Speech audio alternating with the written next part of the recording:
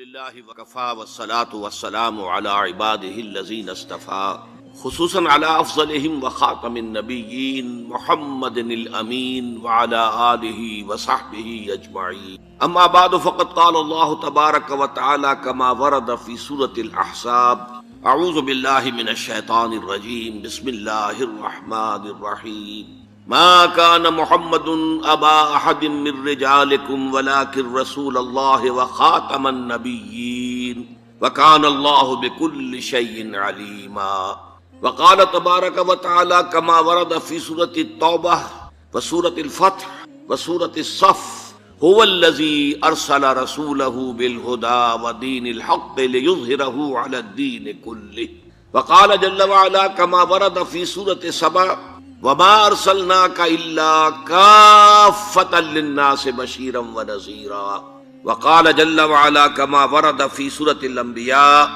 وما ارسلناک الا رحمۃ للعالمین وقال عز وجل كما ورد في سورة الاعراف قل یا ایھا الناس انی رسول اللہ الیکم جمیعا صدق اللہ العظیم رب اشرح لي صدري ويسر لي امري واحلل عقدة من لساني يفقهوا قولي اللهم ربنا الهمنا رشدنا واعذنا من شرور انفسنا اللهم ارنا الحق حقا وارزقنا اتباعه وارنا الباطل باطلا وارزقنا اجتنابه آمین یا رب العالمین۔ معزز حاضرین اور محترم خواتین، آپ کے علم میں ہے کہ آج ہماری گفتگو کا عنوان اور موضوع نہایت اہم بھی ہے اور کسی قدر طوالت طلب بھی ہے۔ میں نے اس مرتبہ جو ہینڈ بل شائع ہوا ہے آج کی اس نشست کے لیے، اس میں ذیلی عنوانات جو ہے وہ معین کر دی تاکہ آپ کے سامنے بھی یہ رہے کہ آج کن کن موضوعات پر کن کن عنوانات کے تحت گفتگو ہونی ہے۔ میں وہ پڑھ کر آپ کو سنا رہا ہوں۔ ختم نبوت کے دو مفہوم، نمبر 2 ختم نبوت کے قانونی تقاضے، نمبر 3 تکمیل نبوت کے 2 مظاہر، نمبر 4 ختم نبوت کے خلاف غلام احمد قادیانی کی دلیل اور اس کی نفی، اس کی تردید، نمبر 5 تکمیل رسالت کے 2 مظاہر، نمبر 6 معراج انسانیت کا مظہر اتم، نمبر 7 تکمیل رسالت کا منطقی تقاضا جو ابھی پورا ہونا باقی ہے اور اس ضمن میں امت کی ذمہ داری، اور اس اعتبار سے پاکستان اس وقت فیصلہ کن دو راہے پر، اور آخری عنوان ہوگا پس چہ باید کرد، پس ہمیں کیا کرنا چاہیے۔ عنوانات سے بھی آپ کو اندازہ ہوا ہوگا کہ بات کافی طوالت طلب ہے۔ میں نے ان موضوعات پر علیحدہ علیحدہ گفتگویں کئی بار کی ہیں، مختلف مواقع پر کی ہیں، جمعے کے اپنے خطبات میں کی ہیں، خطابات عام میں کی ہیں، لیکن یہ کہ ایک کمپیکٹ انداز میں اس پورے موضوع کو سمو لینے کی آج جو ہمت کر رہا ہوں، کوشش کر رہا ہوں، تو اللہ تعالیٰ پر بھروسہ کرتے ہوئے کہ وہ ہمت دے اور توفیق دے کہ میں ان تمام موضوعات کو آج ایک آرگینک ہول، ایک حیاتیاتی وحدت میں سمو کر آپ کے سامنے پیش کر سکیں۔ اور یہ اسی طریقے سے ممکن ہوگا کہ نہ تو بہت زیادہ تفاصیل میں جایا جائے اور نہ ہی خطابت کا انداز اختیار کیا جائے، بلکہ سائنٹیفک انداز میں جیسے یہ عنوانات مرتب ہو گئے ہیں اسی طریقے سے اسی انداز میں ان کی وضاحت کی۔ اب آئیے سب سے پہلی بات، ختم نبوت کے 2 مفہوم۔ یہ 2 مفہوم کیا ہیں اس کو آپ آسانی سے سمجھ سکتے ہیں۔ اردو میں بھی، ہماری اپنی زبان میں بھی ختم کے 2 مفہوم ہیں۔ مثلاً پیسے ختم ہو گئے، پہلے پیسے تھے اب نہیں رہے، کسی شے کا پہلے وجود تھا اب نہیں ہے، یا پنجابی میں کوئی کہے دانے مک گئے، پہلا تھا کچھ گندم تھی یا کوئی اور شے تھی اب نہیں ہے۔ یہ ختم نبوت کا ایک مفہوم ہے کہ وہ نبوت جو چلی آ رہی تھی حضرت آدم علیہ السلام سے، اس لیے کہ پہلے نبی حضرت آدم تھے، وہ نبوت جو چلی آ رہی تھی وہ ختم ہو گئی، اب حضور کے بعد کوئی نبوت نہیں۔ لیکن ایک دوسرا مفہوم اس کا کیا ہے؟ آپ کو معلوم ہے اسکول کا طالب علم کہتا ہے میں نے اپنا ہوم ورک ختم کر لیا۔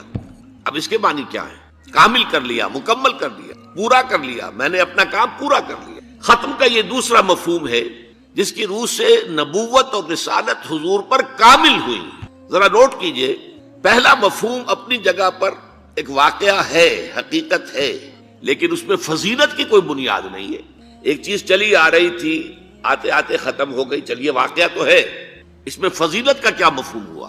حضور کی عظمت کا کوئی پہلو سامنے نہیں آتا، بلکہ اگر آپ اس کو ٹھنڈے دل سے غور کریں، نبوت رحمت ہے، نبوت تو نوع انسانی کی ہدایت کا ایک سلسلہ تھا، تو جہاں سے وہ شروع ہوئی ہے اس کی فضیلت زیادہ ہوگی بنسبت اس کے کہ جہاں آ کر وہ ختم ہو گئی۔ تو نوٹ کیجئے میری بات کو دوبارہ، یہ واقعہ ہے اپنی جگہ پر، لیکن اس کے اندر فضیلت کا پہلو نہیں، اس میں حضور کی عظمت کا کوئی انکشاف نہیں ہوتا۔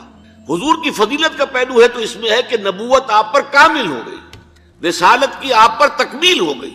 یہی وجہ ہے کہ ہم دیکھتے ہیں قرآن مجید میں اور حدیث میں حضور کے ضمن میں خاص طور پر تکمیل، اکمال، اتمام، تتمیم، یہ الفاظ بکثرت استعمال ہوئے۔ الیوم اکملت لکم دینکم، یہ اکمال کا لفظ ہے، کامل کر دینا۔ آج کے دن ہم نے تمہارے لیے تمہارے دین کو کامل کر دیا۔ واتممت علیکم نعمتی، تم پر اپنی نعمت کو کامل کر دیا، مکمل کر دیا، اس کا اتمام فرما دیا۔ ورضیت لکم الاسلام دینا، اور اب ہمیشہ کے لیے قیامت تک کے لیے تمہارے لیے اسلام کو پسند کر لیا دین کے اعتبار سے۔ اسی طرح آپ کو معلوم ہے 2 مرتبہ آیا واللہ متم نورہ ولو کرہ الکافرون، اتمام، اللہ اپنے نور کا اتمام فرما کر رہے گا چاہے یہ کافروں کو کتنا ہی ناگوار ہو۔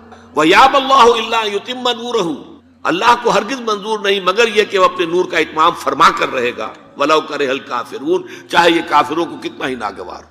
پہلی آیت سورہ صف کی تھی، دوسری آیت سورہ توبہ کی۔ اسی طرح حدیث میں آتا ہے انما بعثت لأتمم مکارم الاخلاق، مجھے اس لیے بھیجا گیا کہ میں اخلاق کے جو بلند مقامات ہیں ان کی تکمیل کر دوں، اتمام کر دوں۔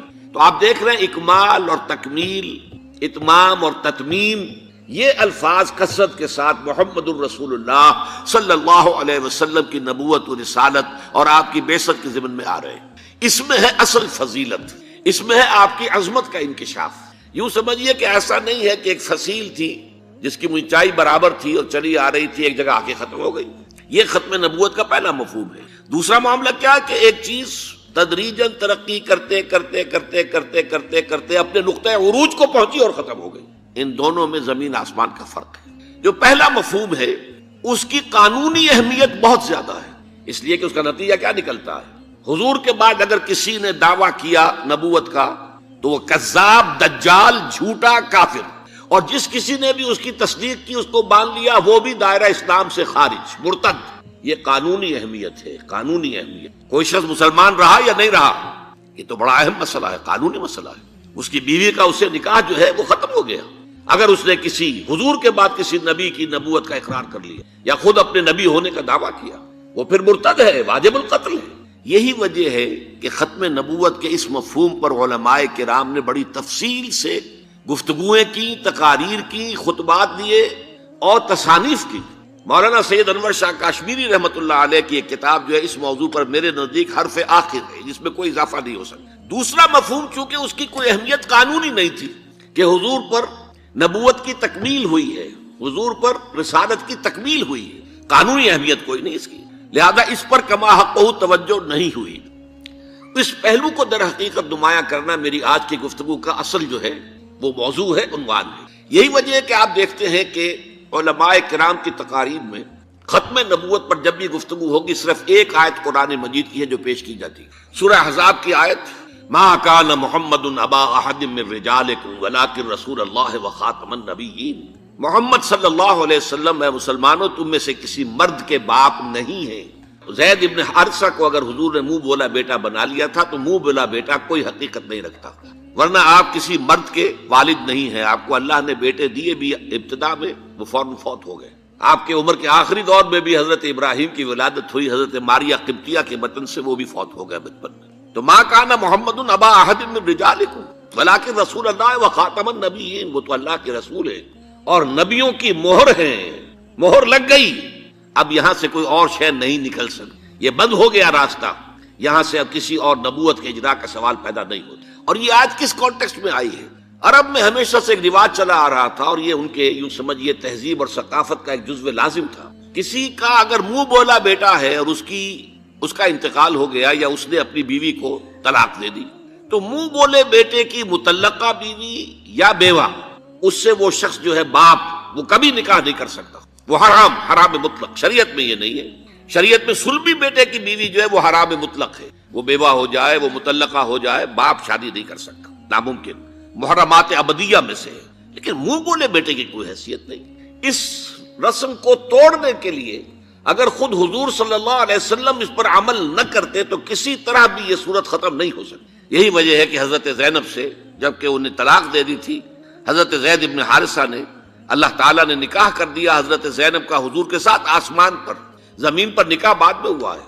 اور یہاں فرمایا اگر اب محمد یہ کام نہ کرتے تو ان کے بعد تو کوئی نبی آنے والا ہے نہیں، لہذا اس غلط رسم کی اصلاح کی کوئی شکل نہ ہوتی اگر یہ کام نہ ہوتا کہ خود محمد رسول اللہ صلی اللہ علیہ وسلم اپنے منہ بولے بیٹے زید ابن حارثہ کی مطلقہ حضرت زینب سے شادی نہ کرتے۔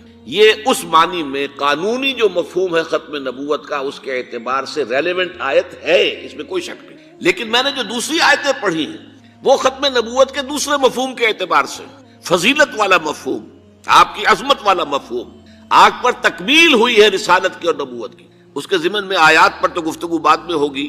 میں یہ ختم نبوت کے دو مفاہیم جو میں نے بیان کیے ہیں ان کے اعتبار سے آپ کو بعض حدیثیں سنا دینا چاہتا ہوں۔ دیکھیے، ایک جامع ترمذی میں روایت ہے حضرت ثوبان سے رضی اللہ تعالی عنہ، حضور نے فرمایا انہ سیکون فی امتی ثلاثون کذابون کلہم یزعم انہ نبی وانا خاتم النبیین لا نبی بعدی۔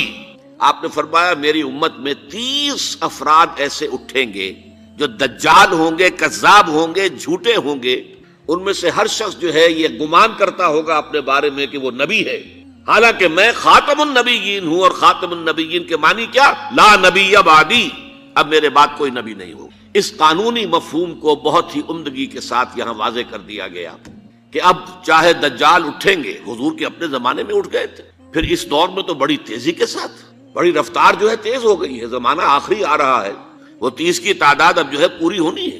بہاءاللہ ایران میں اٹھا، غلام احمد قادیانی ہندوستان میں اٹھا، ابھی آپ کے ہاں ایک یوسف صاحب تھے، ان کو ویسے ہی ایک شخص نے گولی مار دی ہے سائی وال جیل میں، ورنہ وہ بھی کہتے تھے میں محمد ہوں صلی اللہ علیہ وسلم، معاذ اللہ ثم معاذ اللہ ثم معاذ اللہ۔ پچھلے دنوں خبر آئی تھی کہ ملتان میں کسی نے نبوت کا دعویٰ کر دیا ہے، وہ گرفتار کیا گیا، اس پر مقدمہ چل رہا ہے۔ تو یہاں حضور نے فرما دیا کہ 30 ہوں گے ایسے افراد میری امت میں سے کہ جو دعویٰ کریں گے وہ جھوٹے ہوں گے، کذابون، اور جو دعویٰ کریں گے نبوت کا، حالانکہ میں خاتم النبیین ہوں اور میرے بعد کوئی نبی نہیں۔ دوسری حدیث ہے، یہ حضرت ابو ہریرہ سے ہے رضی اللہ تعالیٰ عنہ، اور یہ سنن ابی داؤد میں ہے۔ لا تقوم الساعۃ، حضور نے فرمایا قیامت قائم نہیں ہوگی حتی یخرج 30 دجالون، جب تک کہ 30 دجال ظاہر نہ ہو جائیں، کلہم یزعم انہ رسول اللہ، جن میں سے ہر شخص یہ کہے گا اور سمجھے گا کہ میں اللہ کا رسول۔ یہ دو حدیثیں ہیں لا نبی بعدی کے مفہوم کے اندر، قانونی مفہوم جو ختم نبوت کا یہ مفہوم ہے کہ آپ کے بعد کوئی نبی نہیں۔ دوسری حدیث سنیے، اس میں تکمیل نبوت کا تصور آ رہا ہے، بڑی پیاری حدیث ہے، حضرت ابو ہریرہ رضی اللہ تعالیٰ عنہ سے مروی ہے، اور اس حدیث کی سند بہت قوی ہے، متفق علیہ، بخاری اور مسلم دونوں میں۔ حضور فرماتے مثلی و مثل الانبیاء، میری اور سابقہ انبیاء کی مثال ایسے ہے کہ مثل قصر، ایک ایسا محل کسی ہے، احسن بنیانہ، جس کی تعمیر بہت عمدہ کی گئی، بہت شاندار قصر تعمیر کیا گیا، وَتَكَ مِنْهُ مَوْضَعَ لَبْنَةٍ، لیکن ایک اینٹ کی جگہ چھوڑ دی گئی، ایک جگہ پر رکھنا چھوڑ دیا گیا، وہ کمی ایک تھی کہ جو اس کے اندر باقی تھی۔ فَطَافَ بِهِ النَّظَارُ يَتَعَجَّبُونَ مِنْ حُسْنِ بُنْيَانِهِ، تو اس محل اور قصر کا طواف کرتے تھے لوگ، ارد گرد گھومتے تھے اور بہت تعجب کرتے تھے، کتنی شاندار عمارت ہے، کتنی عظیم عمارت ہے، کیسا عالی شان محل تعمیر کیا گیا ہے۔ إِلَّا مَوْضَعَ تِلْكَ اللَّبْنَةِ، سوائے اس ایک اینٹ کی کمی کے جو انہیں عجیب محسوس ہوتی تھی کہ یہ ایک اینٹ کی کمی کیوں رکھ دی گئی۔ اب حضور فرماتے فَكُنْتُ أَنَا، وہ اینٹ میں ہوں، صَدَدْتُ مَوْضَعَ اللَّبْنَةِ، میں نے اس اینٹ کے رکھنے کو پورا کر دیا ہے۔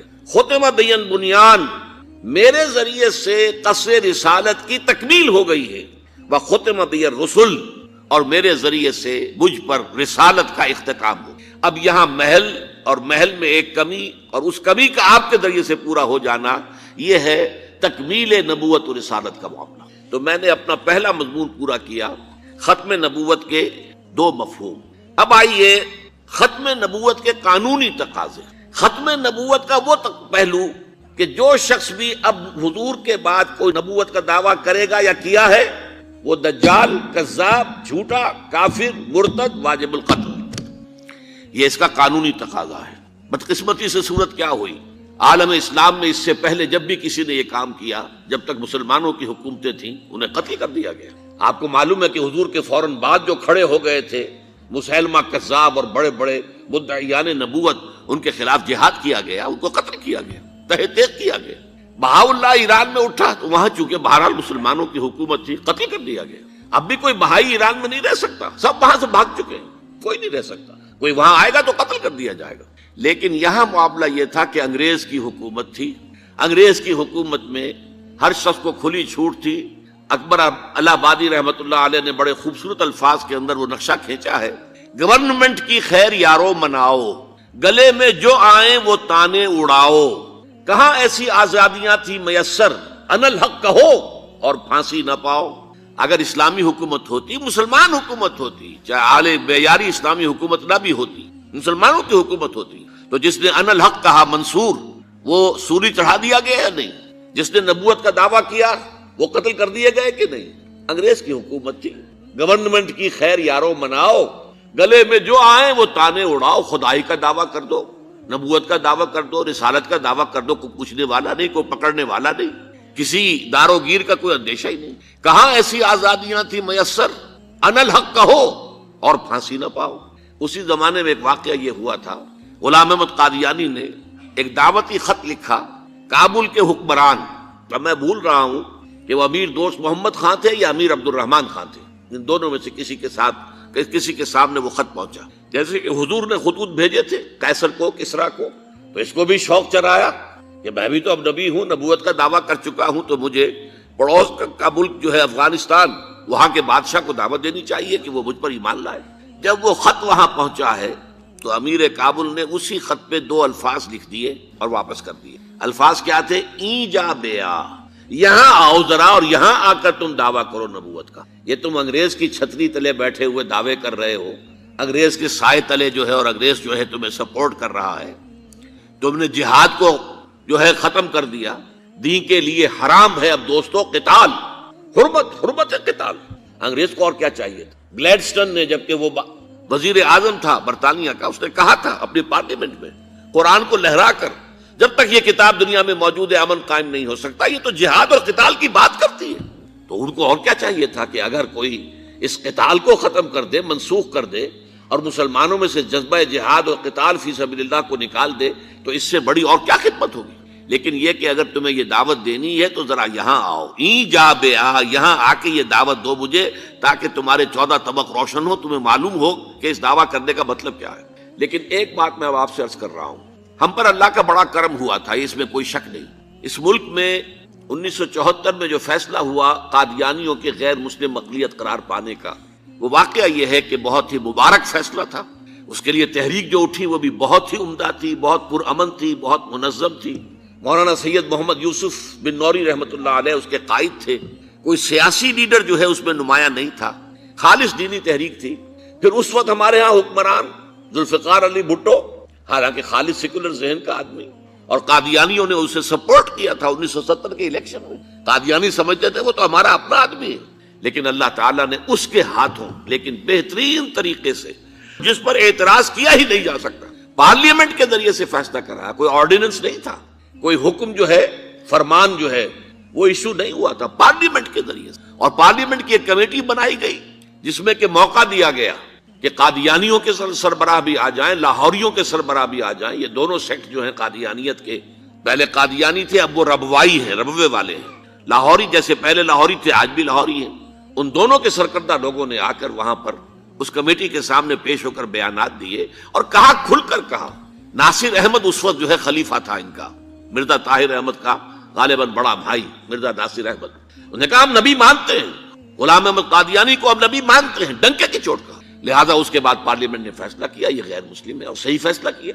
لیکن یہ فیصلہ ادھورا ہے، یہ بات آج میں پہلی مرتبہ کہہ رہا ہوں، اسے نوٹ کر لی۔ قادیانیت کے فتنے کو کوئی گزند نہیں پہنچا ہے ان کے غیر مسلم قرار دیے جانے سے۔ وہ فتنہ جوں کا توں پنپ رہا ہے، جوں کا توں پھیل رہا ہے، جوں کا توں وہ اپنے سرطان کی جڑیں پھیلا رہا ہے ہمارے معاشرے میں۔ اور ویسے یہ کہ عالمی سطح پر انہیں بڑی سرپرستی حاصل ہو گئی ہے، پوری دنیا جو ہے، مغربی دنیا، وہ ان کی سرپرستی کر رہی ہے۔ لیکن یہ کہ اندرون ملک بھی اس فتنے کا قلع قبا اگر ہو سکتا تھا تو صرف اس وقت جبکہ اس فیصلے کا جو قانونی اور منطقی تقاضا ہے وہ بھی پورا کیا جاتا، اور وہ یہ کہ مرتد کو قتل کی سزا دی جاتی۔ اسلام میں مرتد کی سزا قتل ہے. وہی میں نے آپ سے عرض کیا حضرت ابوبکر صدیق کے زمانے میں کیوں قتال کیا گیا، اور جتنے بھی لوگوں نے نبوت کے دعوے کیے انہیں کیوں قتل کیا گیا ہمیشہ اسلام کی تاریخ میں. لہذا مرتدین کی سزا سزائے قتل جب تک نافذ نہیں ہوگی اس فتنے کو کوئی گزر نہیں پہنچے گا، بلکہ وہ تو اپنے آپ کو مظلوم سمجھتے ہیں اور مظلوم کی حیثیت سے پیش کرتے ہیں. اور ظاہر بات ہے کہ وہ سارے شعائر چاہے آپ آرڈیننس نافذ کر لیں لیکن ان کے جمعے کی نماز ہوتی ہے. یہ ٹھیک ہے کہ وہ مسجد کی شکل نہیں بنا سکتے، ماڈل ٹاؤن میں ایک بڑی کوٹھی کے اندر ان کا جمعہ ہوتا ہے، ان کی عیدیں علیحدہ ہوتی ہیں. وہ سارے شاعر اسلامی کو استعمال کر رہے ہیں اور الٹا مظلومیت جو ہے اس کا لبادہ اوڑھ لیا ہے. جیسے دنیا میں یہودیوں نے ہولوکوسٹ کی مظلومیت کا لبادہ اپنے اوپر اوڑھا ہوا ہے. ہم جو چاہے ظلم کر لیں نوع انسانی پر، ہمیں کوئی گدن نہیں پہنچا سکتا، اس لیے کہ ہم نے اتنا بڑا ظلم سہا تھا. ہولوکوسٹ ہمارے 60 لاکھ آدمی جرمنوں نے ختم کر دیے تھے، تو ہم اگر 8-10 لاکھ مار دیں فلسطینی یا کوئی اور عرب یا اور مسلمان تو کون سی بڑی بات.